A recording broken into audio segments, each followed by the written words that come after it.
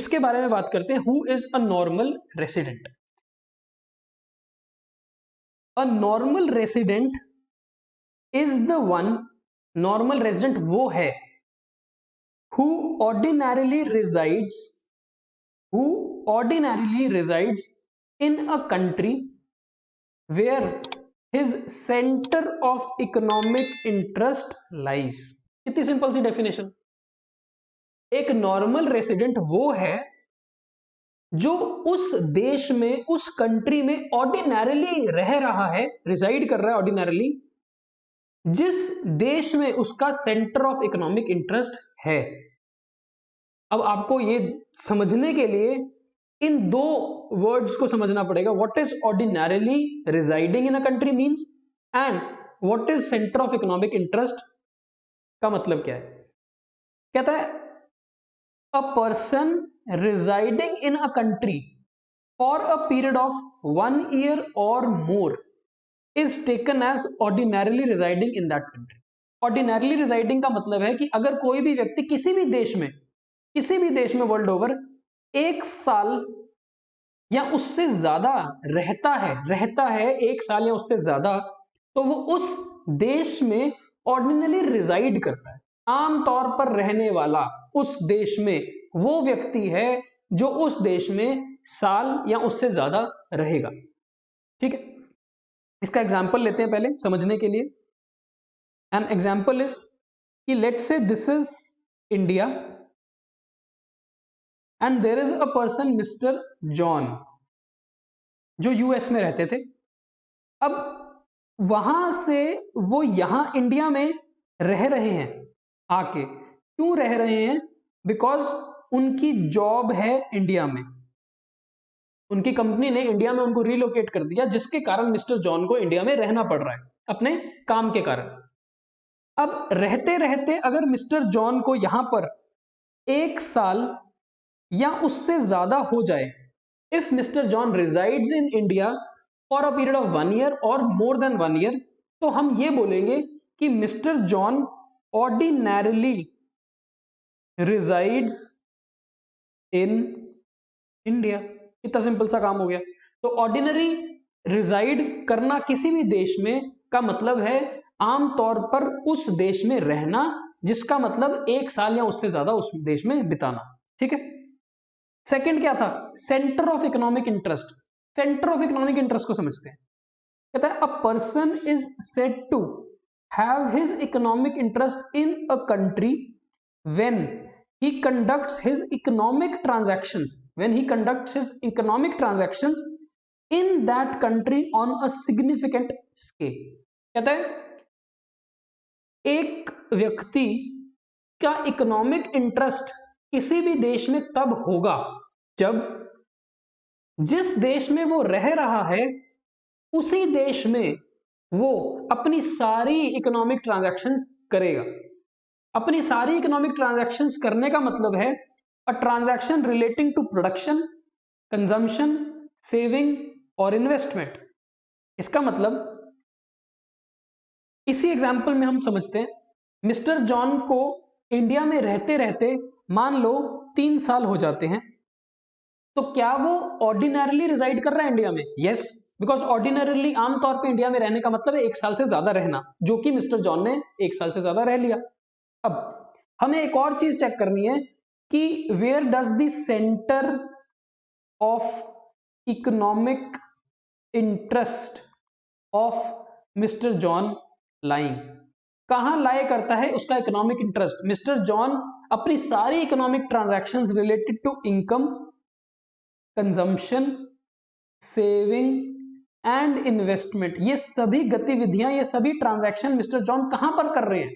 खुद सोचो, अगर मिस्टर जॉन इंडिया में रह रहे हैं तो जो वो जॉब से सैलरी कमा रहे होंगे, इनकम जनरेट कर रहे होंगे, वो इंडिया में कर रहे होंगे। रहने पर खर्चा इंडिया में कर रहे होंगे। अब सेविंग क्या होती है? अगर मैं 100 रुपए कमा रहा हूं, मेरी इनकम 100 रुपए है और मेरा एक्सपेंस अगर 70 रुपीज का है, तो 30 रुपीज मेरी सेविंग है। तो अगर मिस्टर जॉन इंडिया में रह रहे हैं, कमा भी इंडिया में रहे हैं, कंजम्पशन भी इंडिया में कर रहे हैं, सेविंग भी इंडिया में कर रहे हैं और बचे हुए पैसे को भी इंडिया में ही इन्वेस्ट कर रहे हैं, तो हम ये बोल सकते हैं कि मिस्टर जॉन का इकोनॉमिक इंटरेस्ट इंडिया में लाए करता है। क्लियर हुआ? तो अगर इस पूरी डेफिनेशन को फिर से पढ़ें कि नॉर्मल रेजिडेंट कौन होता है, तो हमें एक बात समझ आएगी कि नॉर्मल रेजिडेंट वो होता है जो इंडिया में ही रहे 1 साल से ज्यादा, 1 साल या उससे ज्यादा, क्योंकि फिर उसको हम क्या बोलेंगे कि he is ordinarily residing in India. And सिर्फ 1 साल से ज्यादा इंडिया में रहना उसको नॉर्मल रेजिडेंट नहीं बना देगा। सेकंड कंडीशन को भी पूरा करना पड़ेगा कि उसका इकोनॉमिक इंटरेस्ट भी इंडिया में ही होना चाहिए, यानी कि 1 साल या 1 से ज्यादा इंडिया में रहना चाहिए और हर तरह की economic activity on a significant scale, यानी कि मोटे तौर पर नॉर्मली जो वो कमाता है, खाता है, बचाता है और इन्वेस्ट करता है, production, income generation, consumption, saving and investment, all these transactions on a significant scale he must do it in India.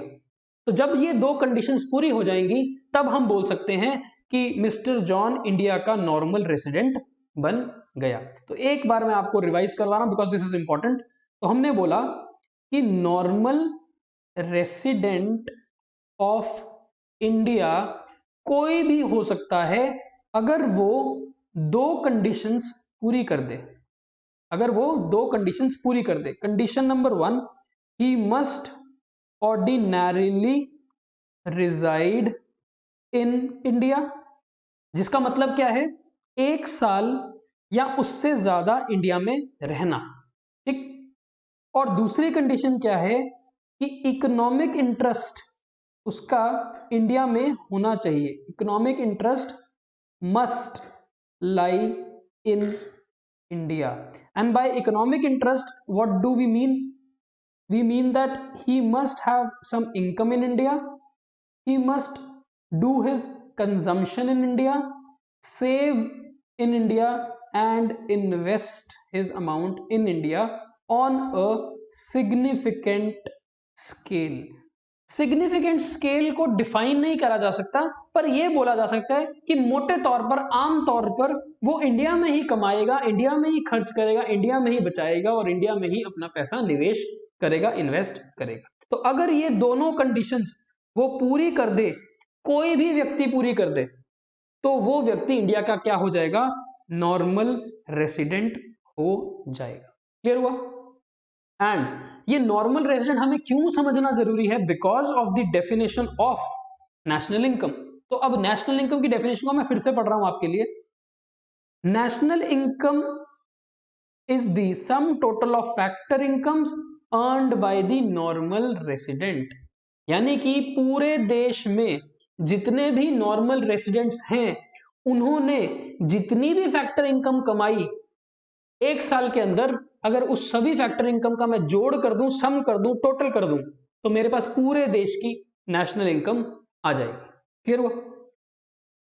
Now क्या नॉर्मल रेसिडेंट कोई इंडिविजुअल ही होगा? आपकी तरह, मेरी तरह, mister John, mister X Y Z A B C, क्या normal resident हमेशा कोई इंडिविजुअल होता है या नॉर्मल रेजिडेंट कोई भी हो सकता है? तो उसके लिए हमें यह समझना है कि there are 7 ways in which a person can become a normal resident in India, या हमें ये 7 पॉइंट याद रखने हैं कि कौन कौन नॉर्मल रेजिडेंट होगा और कौन नॉर्मल रेजिडेंट नहीं होगा। ठीक, अब इसको समझते हैं नॉर्मल रेजिडेंट कौन कौन हो सकता है। Normal resident includes both individuals and organisations, यानी कि ये इंडिविजुअल भी हो सकता है, इंसान भी हो सकता है और कोई ऑर्गेनाइजेशन या इंस्टीट्यूशन भी हो सकता है।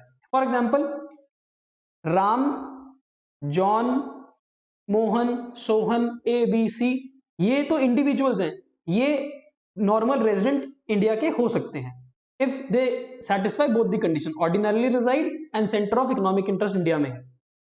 और कोई भी संस्था, कोई भी ऑर्गेनाइजेशन भी नॉर्मल रेजिडेंट हो सकती है, जैसे कि Tata group, Reliance, HDFC bank, school, college, कोई भी संस्था भी रेसिडेंट नॉर्मल इंडिया की हो सकती है।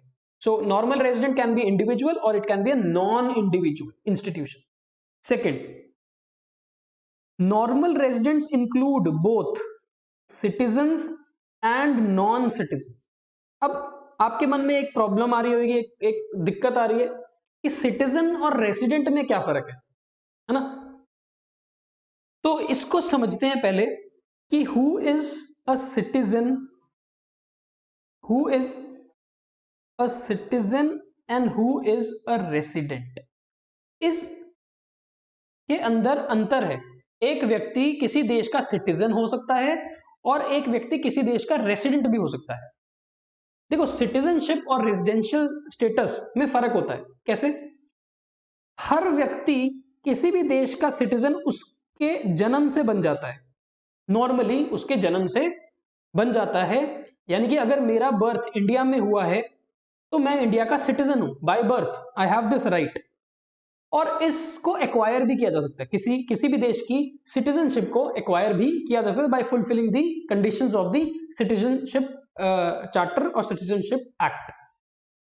अब सिटीजनशिप मिल जाए तो उसका फर्क क्या पड़ता है? अगर मैं इंडिया का सिटीजन हूं तो इसका मतलब I enjoy all the political rights in the country. हर वो राइट मुझे जो मेरा कॉन्स्टिट्यूशन देश का देता है वो एक सिटीजन को मिलता है. और पॉलिटिकल राइट में नॉर्मल जो राइट होती है वो होती है राइट टू वोट, है ना? राइट टू वोट या और कोई भी राइट जो मुझे सिटीजन होने के कारण मुझे मिल सकती है. अब सिटीजन को हम ऐसा समझ सकते हैं, any person who has legal right and who legally belongs to a country. तो सिटीजन वो होता है जो लीगली किसी देश को बिलोंग करता है. ठीक है, तो ये सिटीजन होता है. रेसिडेंट कौन होता है? रेसिडेंट वो होता है जो किसी देश में लीगली रह रहा है, रिजाइड कर रहा है, रेसिडेंस है उसका. वहां पर रेसिडेंस का मतलब क्या होता है? कहीं पे रहना. तो अगर कोई भी व्यक्ति किसी देश में उस देश की सरकार से अनुमति लेके लीगली अगर किसी से परमिशन लेके रह रहा है तो वो उस देश का रेसिडेंट बन जाता है.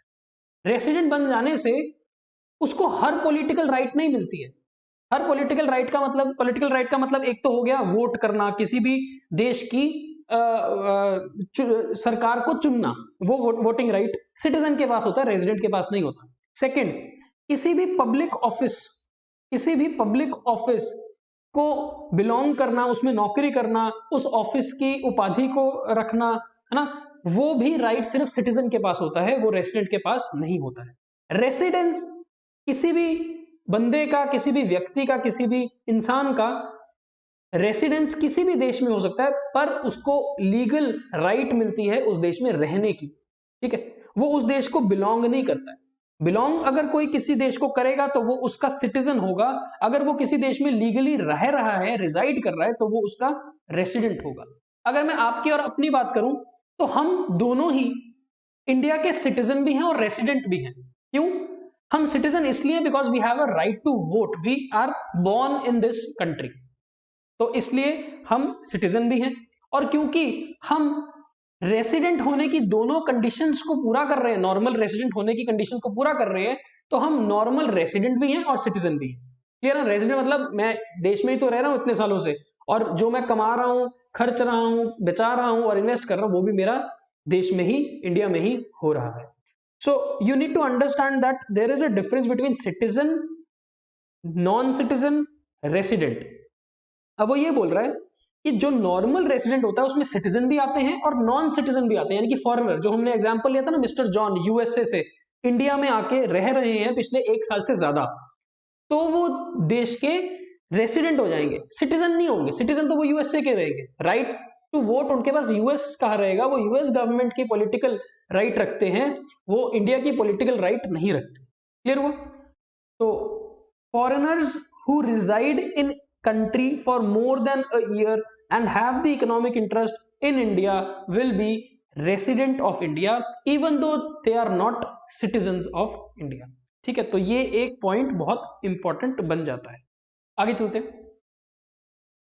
Then we say that international bodies like World Bank, WHO, IMF, ये जितनी भी इंटरनेशनल संस्थाएं हैं, these are not considered residents of the country in which these organizations operate, but they are treated as residents of international territory. किसी भी international organisation को हम किसी भी देश का रेसिडेंट नहीं मानते. They are not considered the resident of any country, चाहे वो इंडिया में उनका ऑफिस है चाहे नहीं है. फॉर एग्जाम्पल, वर्ल्ड बैंक का ऑफिस अगर इंडिया में है, WHO का ऑफिस अगर इंडिया में है, इंटरनेशनल मॉनेटरी फंड और भी बहुत सारी संस्थाएं हैं जिनका ऑफिस अगर इंडिया में है, तो वो संस्थाएं इंडिया का रेसिडेंट नहीं बनेगी, even though they are residing in India because of the point number 1. हमने पॉइंट नंबर 1 में क्या बोला? संस्थाएं रेजिडेंट हो सकती हैं, लेकिन कुछ संस्थाएं रेजिडेंट नहीं होंगी. कौन सी? जो इंटरनेशनल टेरिटरी का पार्ट होती हैं, जो इंटरनेशनल बॉडीज हैं, जो world over recognised international bodies होंगी. वो जहां मर्जी ऑपरेट करें, वो किसी भी देश की रेजिडेंट नहीं मानी जाएंगी. ठीक है, क्लियर हुआ? लेकिन यहां पर एक और इंटरेस्टिंग पॉइंट है. हाउएवर, देयर स्टाफ, वहां पर काम करने वाले लोग नॉर्मल रेजिडेंट होंगे उस कंट्री के जिस कंट्री में वो ऑफिस उस ऑर्गेनाइजेशन का है. क्लियर हुआ? सो मैंने बोला कि अगर ये इंडिया है और यहां पर WHO का एक ऑफिस है, तो this office will not be a normal और रेसिडेंट ऑफ इंडिया. ये नहीं होगा रेजिडेंट. ये ऑफिस, ये संस्था का है और ये संस्था इंटरनेशनल टेरिटरी का पार्ट है, तो इस ऑफिस को हम रेजिडेंट ऑफ इंडिया नहीं मानने वाले.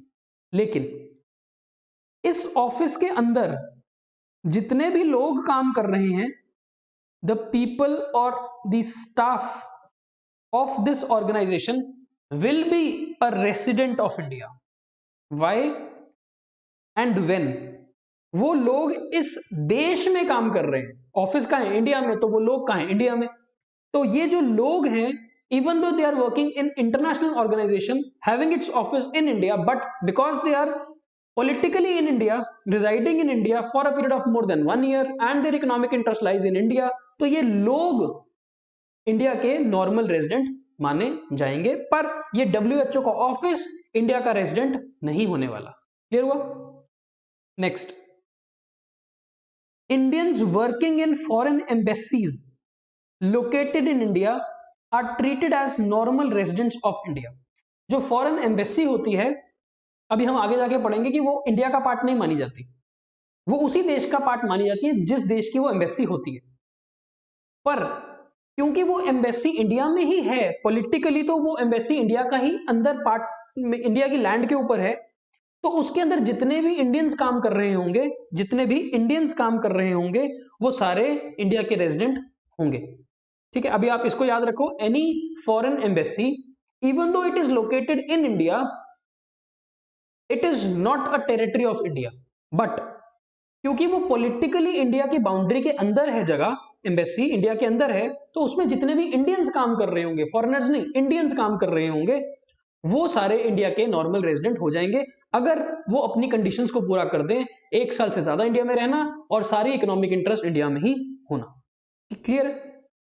नेक्स्ट, इसका एग्जांपल ले लेते हैं पहले. फॉर एग्जांपल, एक यूएस एम्बेसी जो इंडिया के अंदर है, यूएस एम्बेसी जो इंडिया के अंदर है, और उस एम्बेसी में अगर कोई इंडियन काम कर रहा है, चाहे इंडियन कैशियर है वहां पर, चाहे इंडियन क्लीनर है, चाहे कोई वहां पर गार्ड है, प्यून है, कोई भी है या ऑफिसर है इंडिया का, अगर कोई इंडियन उस एम्बेसी में काम कर रहा है यूएसए की, जो एम्बेसी इंडिया में लोकेटेड है, तो वो इंडिया का रेजिडेंट हो जाएगा. वो इंडियन एम्बेसी नहीं, वो इंडियन रेजिडेंट हो जाएगा अगर वो 2 कंडीशंस पूरी कर दे. 1 साल से ज्यादा इंडिया में रह रहे हैं और इकोनॉमिक इंटरेस्ट भी इंडिया का है. क्लियर हुआ? Next, people working across the border, people working across the border who cross the border in the morning to work in other country and they return back in the evening to the home country, then they are not the residents of the country where they work. Example क्या है? कुछ Indians होते हैं जो नेपाल में जाकर काम करते हैं. आपको पता होगा कि मान लो ये इंडिया है और ये नेपाल है और दिस इज अ बॉर्डर, ऐसा ही है। अब कुछ इंडियंस ऐसे होंगे जो यहां से यहां सुबह जाते हैं काम करने के लिए और शाम को वापस आ जाते हैं यहां पर रहने के लिए। तो मैंने क्या बोला कि एनी इंडियन और any person who crosses the border to go and work in the other country and they come back to the home country in the evening, और ऐसा वो पूरे साल में करते हैं, तो हम इस व्यक्ति को इंडिया का रेसिडेंट मान लेंगे, ना कि नेपाल का। यही बोल रहा है ये पॉइंट। क्या बोला? People who cross the border in the morning and work in another country and come back to the home country, then they will be treated as the resident of the home country and not the resident of the country in which they go and work. So अगर कोई नेपाल का व्यक्ति, अगर मान लो कोई यहां से यहां काम करने आ रहा है और वापस यहां पर जाके रह रहा है, तो वो नेपाल का रेजिडेंट होगा। काम चाहे इंडिया में करेगा पर रह कहां रहा है? नेपाल में, तो वो नेपाल का रेजिडेंट होगा। क्लियर हुआ? Next, then there are foreign visitors. कुछ ऐसे लोग होते हैं जो बाहर के मुल्क से, बाहर के देश में से इंडिया घूमने आते हैं, किसी और पर्पस के लिए आते हैं, तो बोलते हैं foreign visitors in the country like India who come for the purpose of recreation, holiday और मेडिकल ट्रीटमेंट और फॉर स्टडीज, कॉन्फ्रेंसेस और टू प्ले एनी स्पोर्ट और as a crew member of a foreign vessel or a commercial traveler or seasonal workers of the country, they are not the normal residents of India. क्या बोल रहा है? कहता है कोई भी बाहर का व्यक्ति, बाहर का विजिटर, फॉरेनर अगर इंडिया में छुट्टी मनाने आता है, पढ़ने आता है, रिक्रिएशन के लिए आता है, मेडिकल फैसिलिटी अवेल करने आता है, यहाँ अपने को इलाज कराने आता है, किसी कॉन्फ्रेंस का पार्ट है, किसी स्पोर्ट्स एक्टिविटी में भाग लेने आया है, किसी foreign vessel, foreign aircraft ship का मेंबर है, क्रू मेंबर है, किसी कमर्शियल ट्रैवलर है या सीजनल वर्कर है, आता है और चले जाता है, तो उनको नॉर्मल रेजिडेंट इंडिया का नहीं माना जाएगा, चाहे वो 1 साल से ज्यादा इंडिया में रह रहा है। उसका पता है क्या रीजन है? क्योंकि ऐसे लोग दोनों कंडीशंस पूरी नहीं करते हैं। एक कंडीशन तो ये पूरी कर लेंगे, मोर देन 1 ईयर की, 1 साल से ज्यादा तो वो इंडिया में रह लिए, लेकिन जो दूसरी कंडीशन थी इकोनॉमिक इंटरेस्ट, ये इकोनॉमिक इंटरेस्ट उनका नहीं होगा। क्यों नहीं होगा? देखो, जो यहां पर छुट्टी मनाने आया है वो यहां पर इनकम जनरेट नहीं करेगा, कंजम्पशन चाहे कर ले पर इनकम जनरेट नहीं करेगा, वो यहां पर कोई पैसा बचाएगा नहीं, यहां पर कोई निवेश नहीं करने वाला है, तो उसका इकोनॉमिक इंटरेस्ट इंडिया में नहीं होगा। एक ऐसा व्यक्ति जो मेडिकल फैसिलिटी लेने आया, अपना इलाज कराने आया, फॉर एग्जांपल एक पाकिस्तान से या मान लो नेपाल से या यूएसए से, यूएसए का तो नहीं आएगा बट चलो कोई भी, श्रीलंका से कोई व्यक्ति इंडिया में अपना इलाज कराने आ रहा है, तो वो व्यक्ति इंडिया में चाहे 5 साल से इलाज करा रहा है पर उसका इकोनॉमिक इंटरेस्ट इंडिया में नहीं है, because he is not earning, spending, saving और इन्वेस्टिंग इन इंडिया। ऐसे ही कोई व्यक्ति जो यहां पर कोई स्पोर्ट्स का पार्ट है, मान लो ओलंपिक्स होते हैं इंडिया में, वर्ल्ड कप होता है, तो बहुत सारे देश के जो प्लेयर्स होते हैं वो इंडिया में आ जाते हैं, and if they reside in India for a period of more than 1 year, they will fulfill the first condition, but the second condition, that is economic interest must lie in India, वो missing होगा, उसके कारण वो normal resident India के नहीं बनेंगे। Clear हुआ? Next, officials, diplomats, members of the armed forces of a foreign country are treated as normal residents of the country to which they belong and not to the country in which they are employed। कहता है किसी भी देश के armed forces अगर हैं, defence personnels हैं, diplomats हैं, मेंबर ऑफ द गवर्नमेंट या डिप्लोमैट हैं, तो वो लोग चाहे किसी और देश में जाकर रह ले, 1 साल से ज्यादा भी रह ले, पर वो उस देश के नॉर्मल रेजिडेंट नहीं होंगे जिसमें वो गए हैं, पर वो उस देश के ही नॉर्मल रेजिडेंट रहेंगे जिसको वो बिलोंग करते हैं। फॉर एग्जाम्पल, इंडिया की आर्मी के कुछ लोग, आर्म्ड फोर्सेस के कुछ लोग रीलोकेट हो जाते हैं श्रीलंका में, और वो वहां पर 3 साल से ऑपरेट कर रहे हैं, रह रहे हैं, कोई बेस बना रखा है उन्होंने।